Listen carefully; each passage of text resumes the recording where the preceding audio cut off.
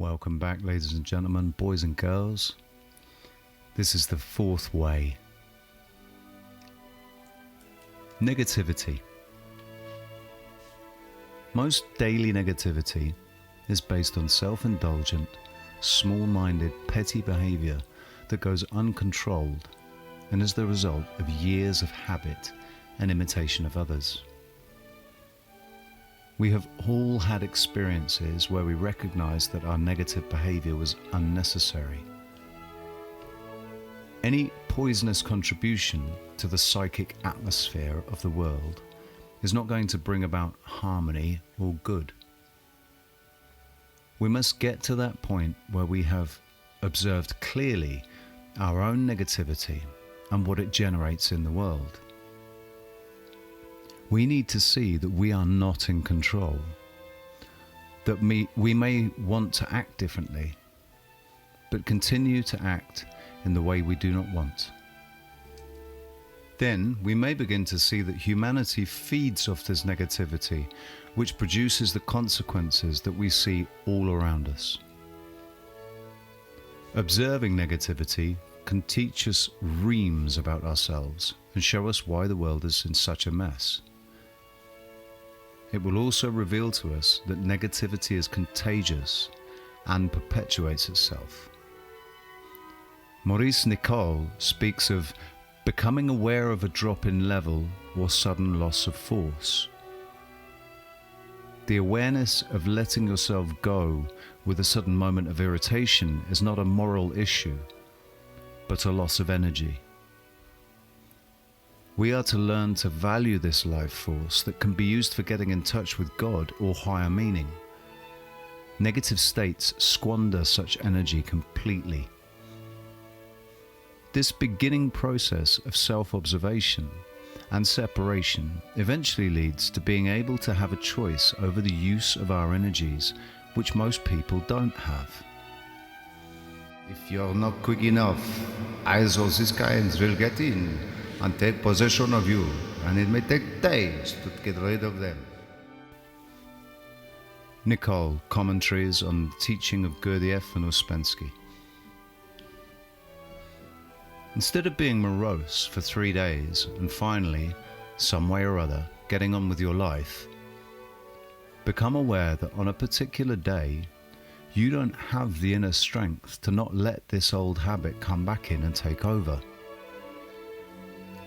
At this phase of the work, all you can do is say, "It's taking over." You cannot keep it from doing so. Just being able to know that you have been taken over takes away some of the power of that phenomenon. When it happens unconsciously, there is nothing you can do about it. You will just be it. We have to learn to walk in ourselves very carefully, said Nicole. To take for granted our psychological landscape with its peaks and valleys, its dark and light areas, is to miss a universe peopled with all sorts of angels and demons. Our condition is to walk around in this vast and varied country without paying any attention to the dangers that exist there. Just by the power of observation, you will put a flashlight to this unknown world. You will begin to see the bad neighborhoods through which you do not want to travel. The esoteric metaphor of Christ born in a manger has to do with the birth in your manger, full of darkness and smells and animals, of the higher self. The mystics say that it doesn't matter if Christ was born 1,000 times in Bethlehem if he is not born within you, because then his incarnation was pointless.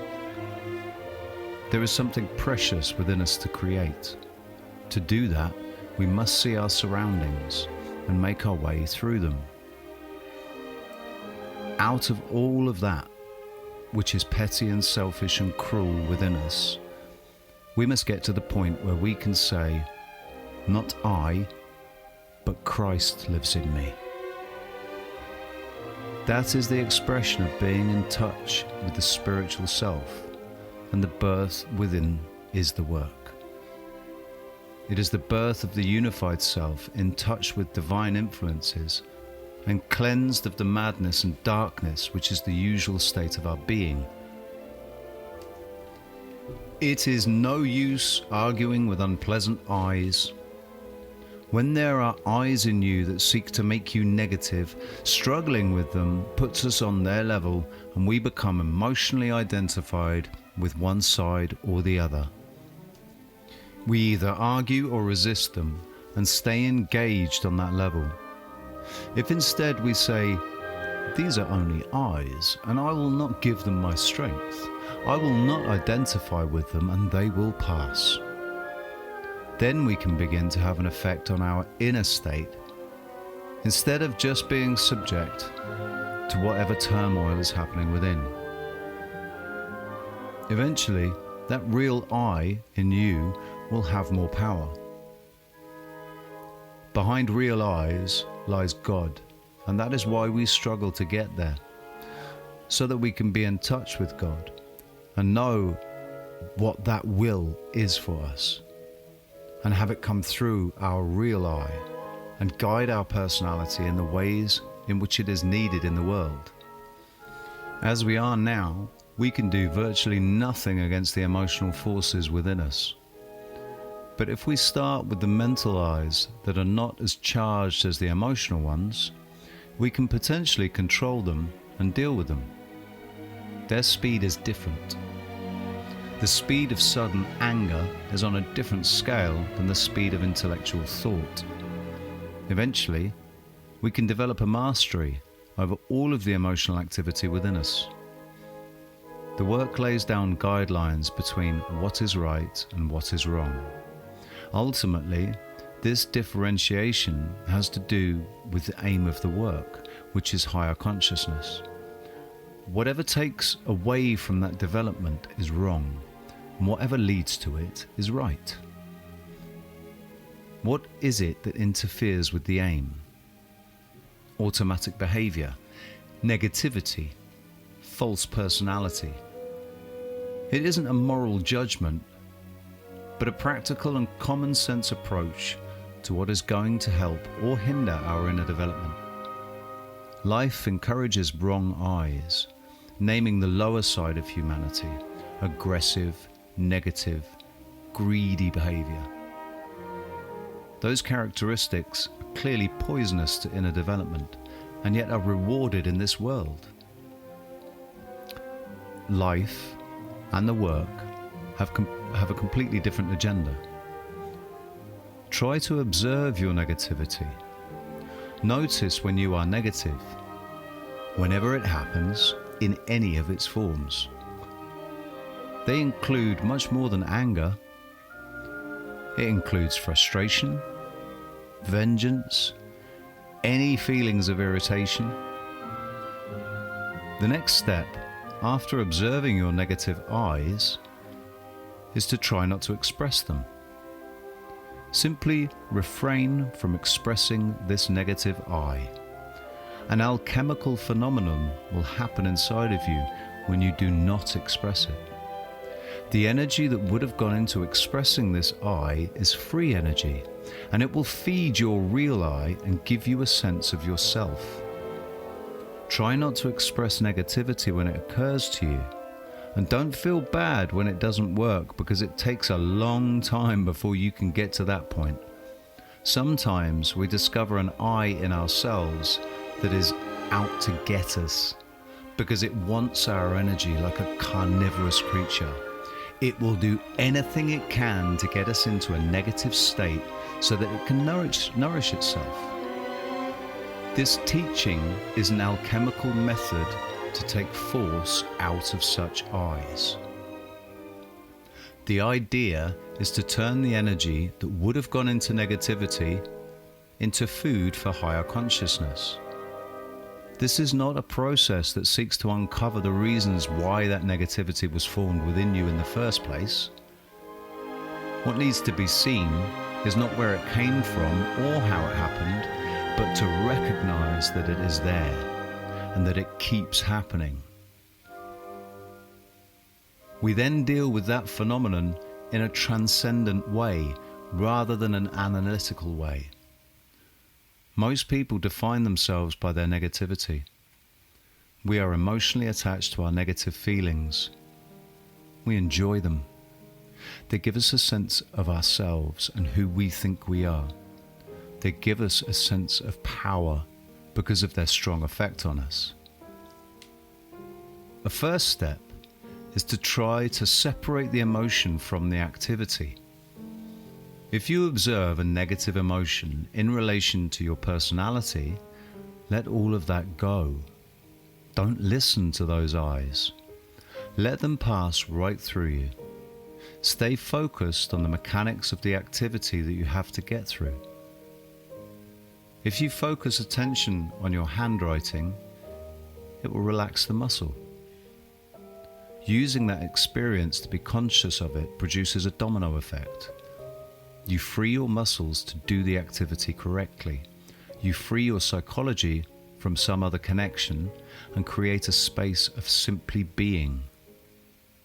Intentional use of this ordinary experience of writing can then align you with the higher state. Attention to your handwriting can become a spiritual experience. There is also value in observing how the human machine works. This knowledge can make us more compassionate towards persons who have been formed and imprisoned by habits of fear and emotional attachment. Sometimes you can only observe something in retrospect. You're too caught up in the moment. The releasing of tensions can bring cleansing to these toxic emotions.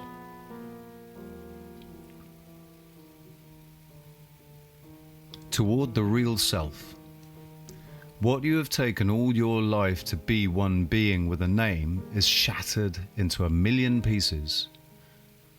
There is no center in which you can consider yourself to be at home, to be dependable on yourself. Nobody wants to know this. In fact, we spend our lives building up a false identity of who we are, a self-importance, a role based on what our jobs are, that gives us the illusion of unity and oneness. The work tells us that this is a fantasy, an illusion. One of the things that keeps us in such a hypnotic state is identification. The reason we are asleep, the reason we do not naturally recognize the reality of our being is because we get caught up by everything. We identify ourselves, our life, our emotions, with each phenomenon that occurs. An example: getting angry at your child for spilling the milk. At that moment, you are emotionally and intellectually enslaved by that event. You are lost in that event. Instead of being all that you are, the rational, intelligent, loving human being, you are lost in the spilt milk. This insight has an extraordinary range of subtlety. Life, which cares not for esotericism, mysticism, spirituality, thinks that it's just fine. In fact, the more you are identified, the better an employee you are. You will work very hard for that status, or all the things that society rewards you with for selling yourself into the illusion of what is important. This work calls life incoming impressions, events that have an impact on you. Everything that you say I to, you identify with. Everything that you identify with, you give your force to, and consequently, it has power over you.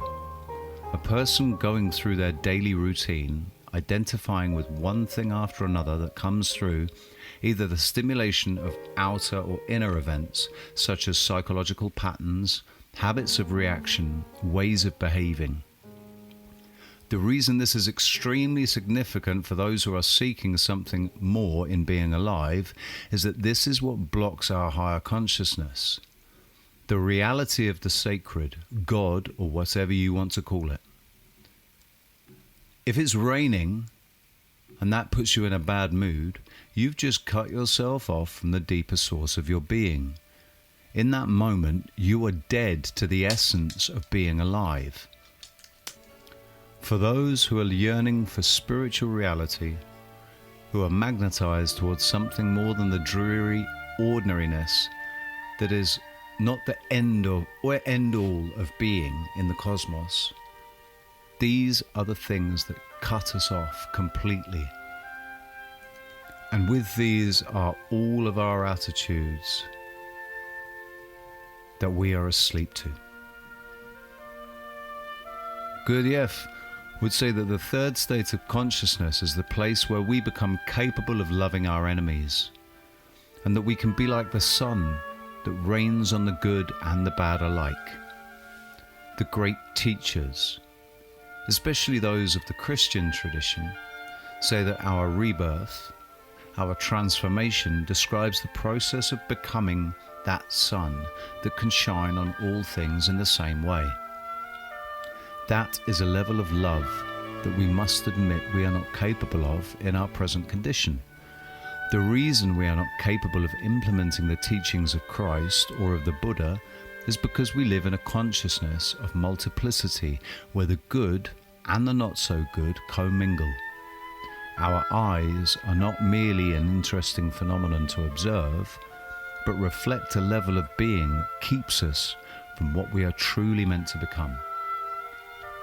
All of the great teachers of all of the religions tell us that we are meant to express true love, objective love, agape, the kind of love that can transform other people because it's radiance and power. This is our birthright. This is what we are called to do by religion and spirituality. Christianity, in its manifestation in the world today, has been polluted. It is difficult to talk about this religion without someone having all kinds of associations that are distortions and the result of unfortunate experiences. As long as we take this teaching, which is the essence of the Christian teaching, and apply it to ourselves, there is no problem. It is the external manifestations of religious faiths that have completely corrupted its presence in the world to the point that most wars are now religious ones. Gurdjieff used the link with Christianity as a shock. Most of the people around him were secular intellectuals, completely outside of the religious institutions. B.D. Griffith, a Benedictine monk who lived in India, said shortly before his death that if Christianity does not recover its mystical tradition, it might as well close up shop. Otherwise, it is a total failure. There is virtually no place in society to find real spiritual nourishment. Imagine a place where everyone is so focused on the common aim of spiritual awakening that an authentic liberation from the harshness of the world out there occurs because you are among people who are genuinely working on themselves in the name of the Creator. That is what a church is meant to be.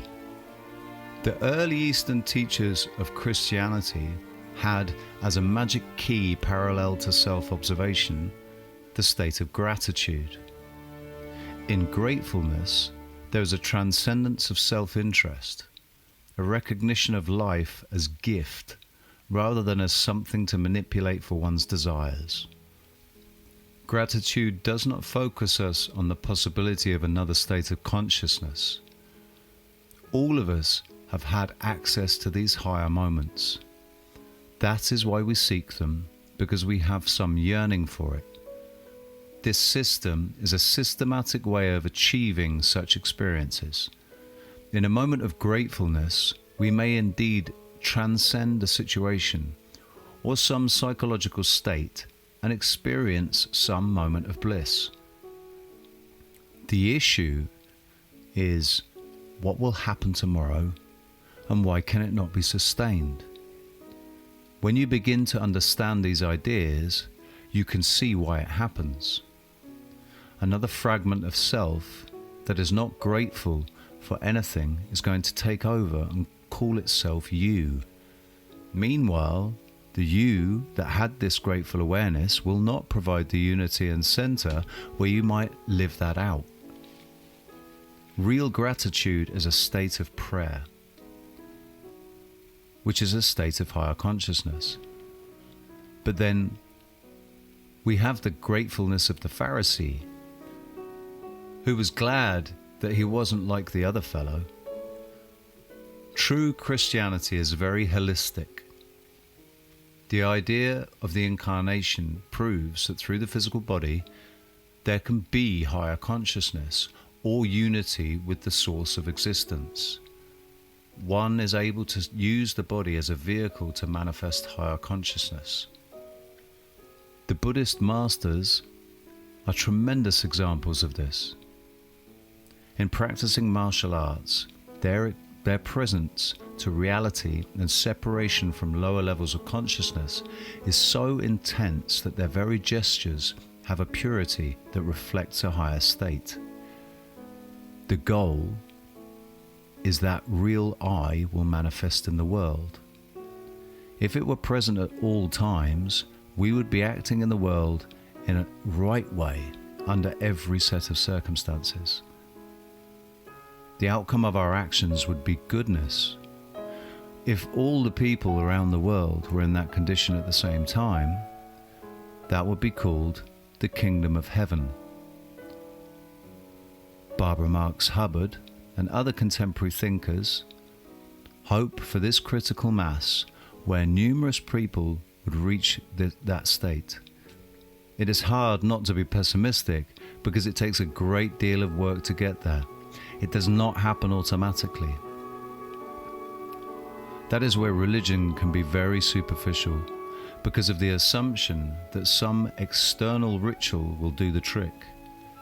The symbols have no meaning unless an internal phenomenon takes place and continually takes over. The early teachers of Christianity were very clear about the idea that thoughts come to you. Their method of the watch of the heart was to be aware enough of their thoughts to keep them from entering the emotions and manifesting in actions. They developed a process to observe the eyes and keep the negative ones from stealing their force. This was in conformity with the idea of cleansing the inside of the cup. We cannot do that if we think these thoughts are ourselves. For hundreds of years, every teacher of Christianity read the Bible allegorically. St. Augustine, the father of the Western Church, went so far as to try to figure out why the Gospel writers mentioned two straps on the John the Baptist's sandals. But stories could also be turned into profound psychological meanings that could affect your life. The idea of the literal interpretation of the Bible is a new idea from the days of the American frontier and cut off from centuries of teaching. All of the ideas in Scripture are multidimensional. That is why they are called sacred. They are relevant and valuable because they relate directly to human evolution, to what one can become, to spiritual awakening. The number one sin, accordingly to the early fathers, was pride.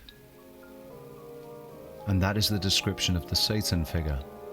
The personality that pictures itself as a wonderful human being while being a stimulus response machine is where the perversion comes in. The stimulus response phenomenon of our nature is evil by the fact that it is unconscious behavior without will or control. The false personality distorts the mechanical responses. If the conditions on this planet were different, with conscious human beings living here, the mechanicalness would develop a different kind of personality without necessarily having those negative traits. Mechanicalness could exist and not be a conveyor of evil, but the false personality that we develop around ourselves is what perverts it. When some of these ideas begin to resonate at a deeper level, then intimate and personal insights that cannot be expressed in words come to the surface. They have to do with qualities of awareness and degrees of consciousness beyond the realms of the senses. As you observe yourself over a long period of time, and you come to see the pictures that you have of yourself, of the kind of person that you think you are, and the contradictions in your behavior, as you separate from the eyes that you observe, real eye, which belongs to the third state of consciousness, becomes more powerful. This real I is you in your pristine, uncluttered existence. As it becomes stronger, it manifests, and what is contradictory to it begins to weaken and not manifest. It is not a matter of something breaking through, but of growing and evolving.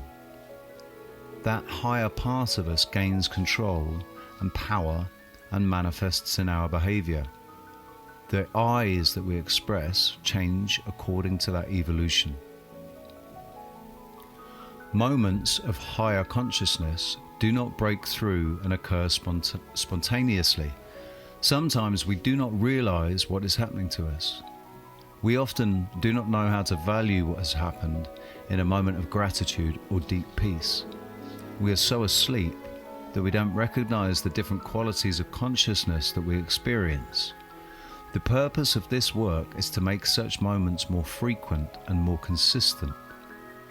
We don't have to go to a mountaintop or to a beach in order to find that peace, that state that the soul longs for. We are meant to know this state even in the middle of a traffic jam. If we are able to separate and remember to observe rather than to become irritated, then we can save ourselves from that loss of life force and gain force by turning that energy into something higher. Ultimately, this process leads to becoming a better human being. Knowledge and truth are meant to lead to goodness. We must be willing to recognize the contradictions and the need for help to lead us towards the self that we are meant to be. When you visit your parents on holiday, you will notice that you are behaving in a way that belongs to a personality that you had when you were very young. We have entire groups of eyes with certain personality traits. They take over under different circumstances according to particular stimuli. You play one role at work and another at home, from business person to husband or wife. The idea is to achieve a level of unity and consistency that should be the characteristic of the self. We attribute this characteristic to ourselves even though we are not like that. We can discover a quality of being that we recognize in the great saints and the teachers of humanity are the trustworthy in relationship to the higher truth in every moment of life. Their actions do not contradict their level of being. Consciousness in the moment can put us in touch with a timeless reality, eternity in that moment. This straightforward set of ideas is meant to deal with the ordinary things of life. There is no question that a great deal of empowerment can take place through these ideas. Imagine that you are at the office and someone becomes very angry, but you stay calm and in control. You watch this person objectively and you don't react. The adrenals don't kick in as they might otherwise do. You are in control and the other person is not. This is an example of the power available through this work. Yet it is not about personal power, because then it becomes distorted and that element of goodness which is at the heart of it is lost. Empowerment is a goal, but not for self-interest. There are situations, such as embarrassment, that rob us of our force and our ability to be present. If we were free of all these conditions, we would have the power to not be crippled by our own thoughts of ourselves and the emotional mess it creates within us. That is a kind of liberation that is empowering. If you were suddenly stripped of all your possessions and you found yourself in the wilderness alone, everything that matters now regarding prestige, attachments, would disappear, but you would still be there. The part that is unconditioned is what our soul yearns for, because that is the source of peace and fulfillment.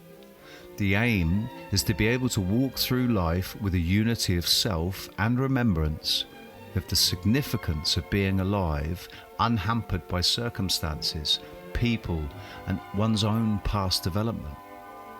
That is the goal that great sages, saints, and teachers reached. To radiate with a higher goodness is the result of work on oneself. So from small efforts, we reach for that state of consciousness which makes the difference between a life well lived and one not well lived. The power of self-observation. The power of self-observation lies in the fact that it teaches us that we need not be fully captive of our behavior. Just becoming aware of muscle tension begins a process of relaxing them. Many of the great teachers state that this simple process of relaxing tense muscles is directly related to your spiritual state in the moment. Applying the simple act of awareness frees you to just be in the moment. One can only begin that kind of inner liberation by separation. If you are that tension, you cannot not be that. This is the part of the magic of the idea of detachment, which is found in all spiritual teachings and which is called, in the fourth way, inner separation. The work gives us those practical tools. It does not provide abstract platitudes, but a how-to approach which begins with remembering some of the ideas in the midst of the daily rush in order to notice something about oneself. That noticing is the first step towards awakening. The work talks about our many eyes, the many parts of our being that we do not control. There are certain aspects of our being that have no interest in spirituality and evolution and will actually fight against it. One of them is our instinctive nature, which is interested in eating and staying warm. It handles our digestion and is a mind that has its own way of doing things. We cannot claim ownership of it or control it. Quite often, it is in control of us, and most often gets what it wants. As we apply this work and try to make choices against forces within that have always had their way, we will experience resistance. We are a universe within, as above, so below. Maurice Nicole says, we eventually learn, as we become more aware of all of the elements of our inner being, to walk carefully in the landscape of our being. There are certain places we should not let ourselves go into. The crack in the wall of our state of sleep is precisely found in noticing. Something else becomes active, and the more you develop that inner space, the more you begin to enter a new dimension of presence. To notice that you are automatically repetitive means that something else is becoming active and beginning to see.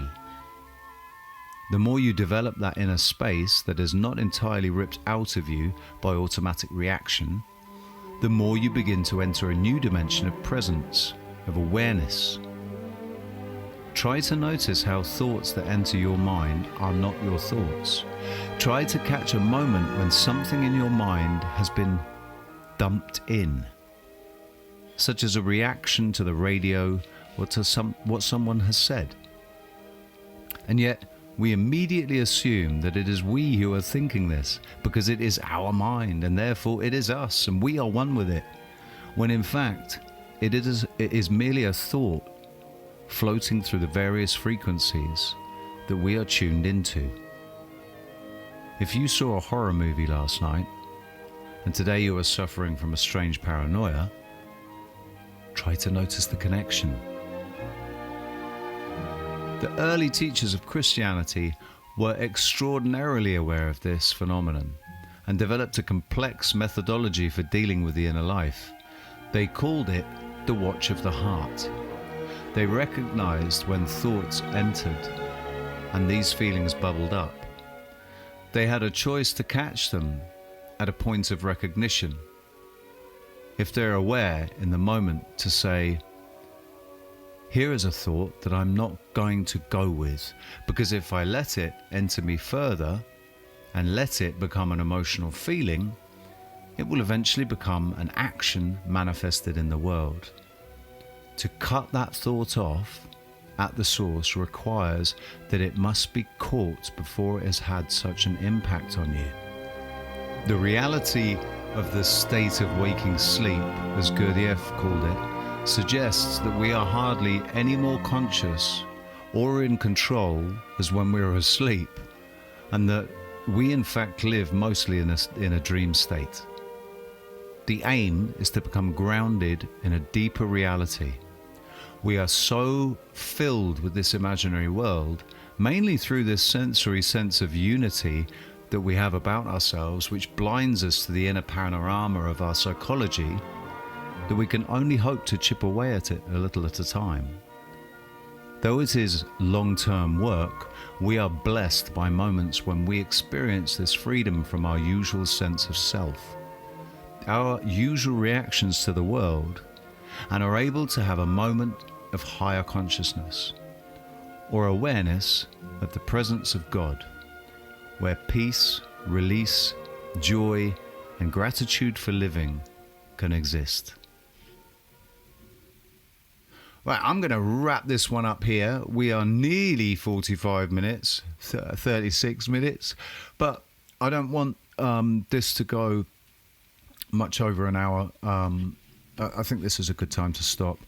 The next section is non-identification, and I will be back again tomorrow with non-identification and whatever we have time to read within 45 minutes to an hour after that.